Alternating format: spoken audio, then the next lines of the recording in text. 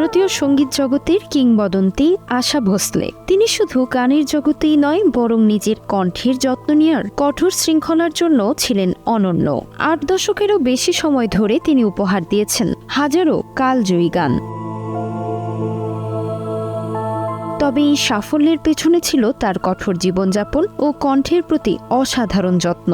এক সাক্ষাৎকারে তার এক ভক্তের প্রশ্ন ছিল, গলার যত্ন নেওয়ার ক্ষেত্রে আশা ভোসলে কি করেন? এমন প্রশ্নে তিনি জানিয়েছিলেন, নিজের গলা বা কণ্ঠ ভালো রাখতে তিনি কখনোই ঠান্ডা পানি পান করতেন না। গরম বা স্বাভাবিক তাপমাত্রার পানি ছাড়া অন্য কিছু তার নিয়মের বাইরে ছিল। এছাড়াও কণ্ঠ ভালো রাখতে তিনি রোজ সকালে উঠে রেওয়াজ করেন বলেও জানিয়েছিলেন। শুধু তাই নয়, গান পরিবেশনের আগেও পরে তিনি কণ্ঠকে বিশ্রাম দিতেন।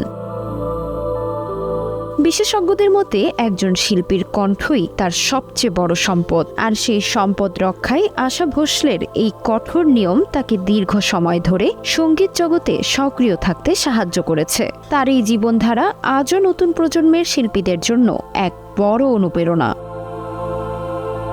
ভারতীয় সঙ্গীত ইতিহাসে তাই তিনি শুধু একজন গায়িকা নন, বরং কণ্ঠ সাধনার এক উদাহরণ হয়ে থাকবেন। তাসমিলা খান, সময় সংবাদ।